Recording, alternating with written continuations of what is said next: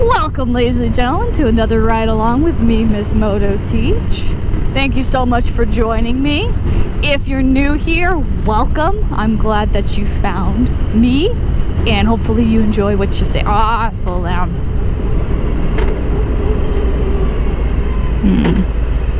It is hot. It is hot. It's very hot when I pause like this. I think when I left my apartment it was about 104, but it was going down. It was 109. It was going down, which is why I went out, but that doesn't necessarily mean it's any better, but it's getting cooler, not hotter. So yeah, that's some blue on that 4Runner. I don't know if I like that or not. If you're new to my channel, thank you so much for finding me, and hopefully you like what you see here. I left a link down below. Oh wow. I don't think you could pick it up on my camera, but if you look that way, you see the fire.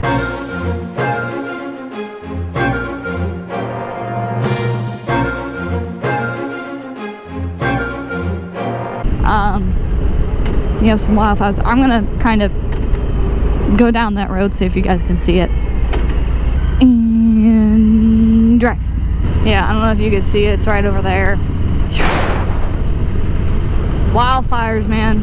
I don't know which name of that one it is and whatnot. I've just been hearing it on the news lately and stuff for our area. So as I was saying, if you're new to this channel, I left the link down below to my intro video, so you can kind of see what I'm all about and get to know me a little bit better, so you understand this next part. So for those of you who want to know a little bit more about my teaching stuff and me being a teacher, great, that's what this video is all about today. If you're here just for motorcycle stuff and you don't care about the teaching, I mean, if you want to find out a little bit more about what I do and how I feel about it, you can stick around. If not, I understand, and come back later. I'll have more motorcycle stuff later. Fun fact, that factory right over there, I heard, little birdie told me, it's going to be a Red Bull factory, and I'm going to tell you where it's near. The Red Bull factory is near Luke Air Force Base. They're putting a Red Bull next to an Air Force base. That's some good marketing right there, let me tell you that. I am warm. So a little about me. If I repeat some stuff in my intro video, I'm sorry. I can't really remember what I said right now at this moment in time because I'm focused on writing and talking at the same time, which is a lot harder, especially with somebody like me, than you think. So I am a middle school history teacher, and it's fantastic. Does it have its moments? Abso-freaking-lutely it does. Let me tell you, really, teaching in general is never a dull moment. Teaching in middle school, hormones are a thing. I just tell you that right now. Hormones are a thing, and sometimes your sweetest child can turn into almost your nightmare overnight. And yes, there are students that I'm sometimes like, if you're absent tomorrow, I won't mind. Anyway, I will be going into my 6th year of teaching, so I'm past the mark. Studies have shown if somebody leaves the teaching profession within the first 5 years, they'll never go back to it again. I am not one of those people. I love what I do.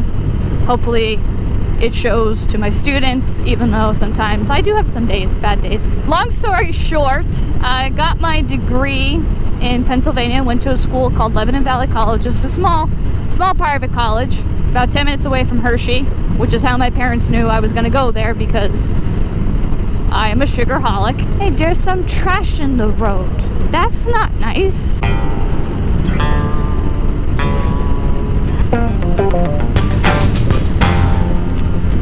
I actually went to school originally for music education. I wanted to be a band teacher, and I auditioned. My primary instrument was piano. I actually am a classically trained piano since I was 6 years old. Fun facts you never would know about me unless I told you. And every now and again I do tickle them ivories to kind of keep myself in practice and stuff like that, but no recitals anytime soon, I'm sorry. But within a year, one of the things I loved about my school, and let me tell you this, if you're interested in going to teaching, look for a program, and I mean this, that lets you go out into the field your freshman year, whether it's your first semester or your second semester, but your freshman year, because I went out to observe teachers right away. I knew I wanted to be a teacher, but I figured out I did not want to be a music teacher. So then, I was a Corvette and it was pretty. Sorry, I'm the kind of girl that when I see a really nice car, truck, a Tundra souped up, I like it. There's like other things you'll find out to be that I like. Anyway, so I switched over my major and I moved into secondary education, and my professor actually was the one, when I switched over, my education professor, that was like, you know what, I think you have a knack for middle school. I was like, really? She's like, yeah, there's something about you. And anybody who knows me personally, I'm a little crazy, not gonna lie. Maybe little is an understatement, but you know what? That's one of the things that makes me special. So I am certified in social studies. And turn. So I'm certified in social studies. So social studies means that I actually can teach 7 different disciplines. And we're gonna see if I can remember all of them right now.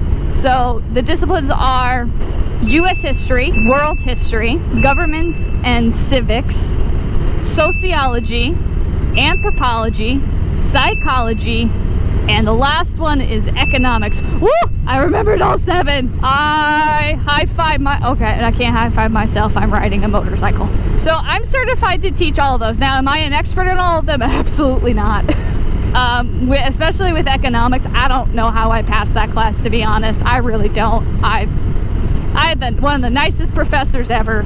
My favorite discipline to teach, because that's a lot of the questions like, oh, you teach history. Oh, what's your favorite history to teach? I like teaching all of it, but lately I have really been into American history, and the American history around the time of the American Revolution. Now, I know some people are like, that's a cop-out. No, that's what I like to teach, and I also think it's very important to teach about it, because the way I dive into the Founding Fathers and the Constitution and things like that is that I am kind of even studying myself the mindset of the Founding Fathers. Why did they write what they did? What were their personalities like? Things like that. What makes up the time that they were in? So on and so forth, and understanding all the aspects. We're gonna see if I need to change my battery. I'm gonna turn her off for a moment so she's not so hot. Alrighty, changed out the battery. Do my little sip because it's hot as heck out. Refreshing. Alright, let's get back on the road. Woo! I'm okay. Check both ways. Oh, wow. You stop for a moment. You start moving, and you don't realize the amount of sweat. And it's kind of icky. Not gonna lie. Feel a little icky. So as I was saying, right now, currently, American Revolution is what I love to teach, and I think it's important to teach about right now. But of course, Greek gods, heck yes. There are some things that I have found out about this job that I never really thought about beforehand. One, the value of a decent shoe. Now, for you young ladies out there who might be thinking that you want to be a teacher one day, yes, a heel looks fabulous with an outfit. However, if you can't stand more than 30 minutes in that heel, don't teach in it. don't do it. I'm getting old. My back's hurting from my heels. There's definitely some things that I never expected. There are certain situations, things students say that you're like, that it's very hard for me to keep my professional face on. And go. Woo. I'm trying to think of anything else that I kind of like off the top of my head. Like I've said previously, if you have any questions for me or things that you kind of want to know about me being a teacher or something you just want to ask a teacher in general, leave a comment down below. Ask me. Don't hesitate. I know one that I get asked a lot. I get asked by students the most this question, and maybe I'll answer it now.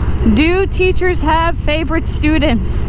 A good teacher will either say no comment, or they'll say something like, I don't have any favorites, you all are my favorites. And then usually a student would say, even so-and-so, and sometimes you have to lie. Just lie and say, yes, even so-and-so. But in reality, yes, we do have favorite students. We do. No, I'm not saying who they are, because they can change from year to year depending on how people act. But we do. Do said favorite students get extra treatment? Extra treatment in the fact that I can trust these students to do something for me, and I can trust the fact that they will do something right if I have to give them important tasks such as sending something to the office or anything else like that. Yes, they do get extra treatment, but they do not get preferential treatment, meaning that if their assignment comes across my desk, nope, if you follow the directions and stuff, great. If you did not, the grade you're gonna get is the grade you're gonna get. I will say some of my favorite students weren't always the best academically,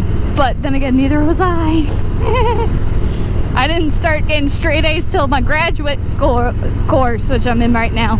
Yes, I am getting my master's actually in school administration and supervision, which in fancy terms means I am training to become a school principal one day. Now imagine this, imagine this, your school principal riding up to school on a motorcycle. I think that's points right there. That's just me. Oh look, a school. Is it the school I teach at? No, it's not. So that's a little bit about my background in teaching, what I do and whatnot. Like I said, I love what I do. I wouldn't change the profession for anything in the world.